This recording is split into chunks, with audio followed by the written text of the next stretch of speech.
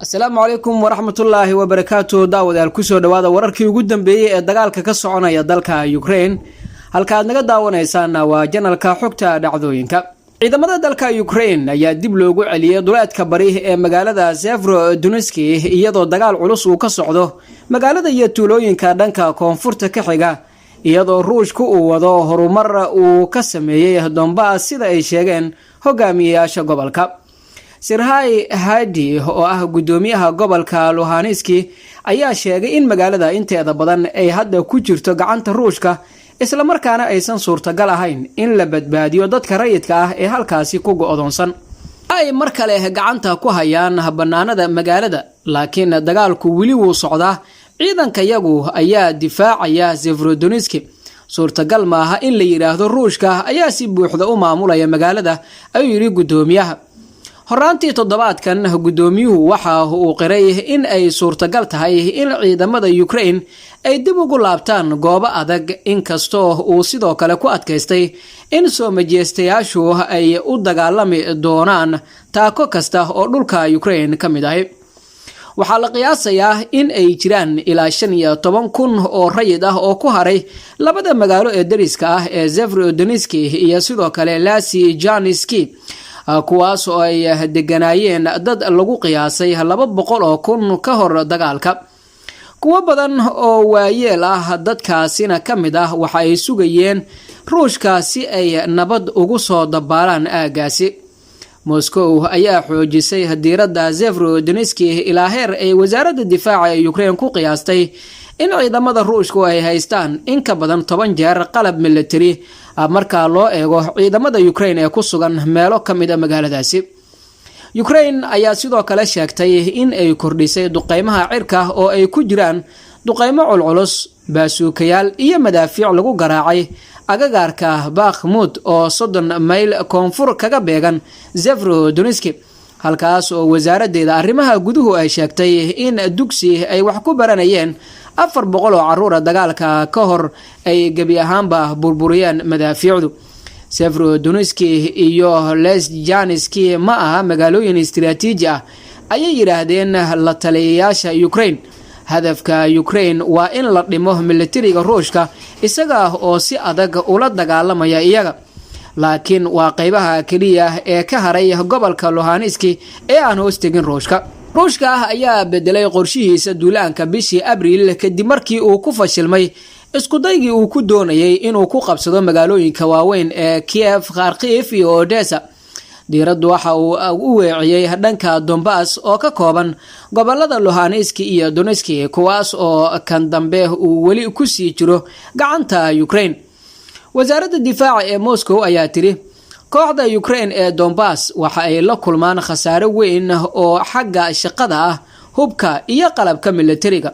waxa ay sheegtay in ay sababtay 480 qof oo dhimasho ah habeen hore kadib dagaal ka dhacay Donbass iyo meelo kale oo Ukraine kamid ah. madaxweynaha dalka Ukraine Volodymyr Zelensky ayaa ku sheegay in Ruushku uu isku dayayo inuu soo jiito kheyraad dheeri ah oo yaala gobolka Donbass, isaga oo ku doodaya in Moscow ay tahay inay u leexato xoojinta sababtoo ah xoogaga iska caabinta. wasaaradda difaaca ee Britain ayaa sheegtay in Ruushku 3 jiho uu ka weeraray Severodonetsk. waxay intaa ku dartay in difaaca Ukraine ay iska caabiyeen weeraradaasi, iyadoo leh uma malaynayno in labada dhinac ay heleen dhul muhiim ah 24 saac ee la soo dhaafay. labada dhinac ayaa wali waxa soo kala gaaray khasaarooyin lixaad leh, inkastoo aan la heli karin qiyaasta saxda ah ee khasaarahaasi. saraakiisha Ukraine ayaa sheegay in 100 ama xitaa 150 qof oo markaasi maalintii la dilo, halka Zelensky uu sheegay in Ruushka uu bixiyo ku dhawaad 300 oo nool maalintii tan iyo markii uu bilowday duulaanka 24 bishii February ee sanadkan. 30,000 oo askari oo Ruush ah ayaa ku dhintay Ukraine, ayuu yiri Zelensky oo muuqaal soo duubay. dagaalka ayaa sidoo kale ka socday agagaarka Mykolaiv, iyada oo Ukraine ay ku adkaysatay in ay isku dayayso inay weeraro rogaal celisa ku qaado magaalada la haysto ee Kherson. ruushka ayaa sheegay in gobolka ku soo rideen 2 diyaaradood oo noocoodu yahay MiG-29 iyo Mi-8 helikabtar iyo sidoo kale 11 diyaaradood oo aan duuliye lahayn. maamulka ruushka u magacaabay qaybta la haysto ee gobolka Zaporizhzhia ayaa koonfurta Ukraine ayaa qorsheynaya in dhamaadka sanadkan ay afti u qaadaan ku biirista ruushka sida ay sheegeen wakaaladaha wararka ee ruushka. saraakiisha ruushku ku wareejiyay gobolka Kherson ee galbeedka ka xiga ayaa mar horeba ku dhawaaqay qorshayaal kuwan la mid ah. Ukraine waxa ay sheegtay in ruushku isku dayay in uu qaybiyo baasaboorada gobolka Kherson ee la haysto isaga oo bixinaya lacag dhan 10,000 oo rubi oo dhiirigelin ahaan markaasi uu la jeedo ruushku. ciidamada iska caabinta qaranka Kiev ayaa sheegtay in isla lacag isku mid ah laga bixiyo gobolka dariska ah ee Zaporizhzhia si loogu ururiyo xogta shakhsiyadeed, laakiin inta badan dadku way diideen in ay u hoggaansamaan maamulkaasi.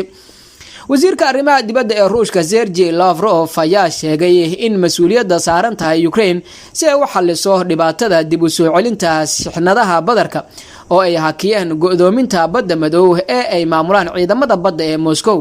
shir jaraa'id oo Arbacadii markaasi oo la yeeshay dhigiisa Turkiga Mevlut Cavusoglu ayuu sidaasi ku sheegay wasiirka arrimaha dibadda ee Ruushka Sergey Lavrov. Ukraine iyo Ruushku waxay ku tartamayaan in ay noqdaan ciidankii ugu dambeeyay ee guuleysta iyadoo dhimashada Donbassna ay sii kordhayso. waxaan maalin walba sheegaynaa inaan markaasi diyaar u nahay inaan damaanad qaadno badbaadada maraakiibta ka baxaya dekada Ukraine una socda gacanka Bosphorus si loo xalliyo dhibaatada.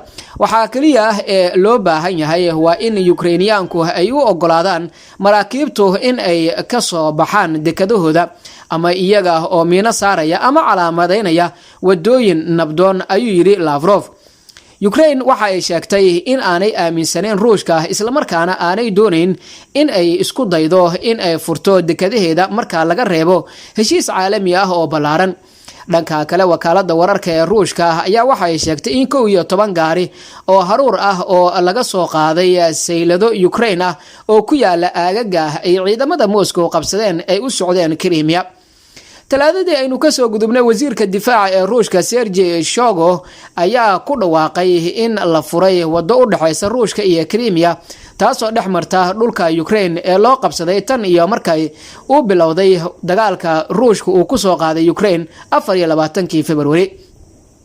dekada Mariupol oo ah halkii uu ka dhacay dagaalkii ugu qaraaraa ee horaantii dagaalka bilowgiisii ayaa hadda laga saaray miinooyin waxaana soo gaaray maraakiib xamuulay.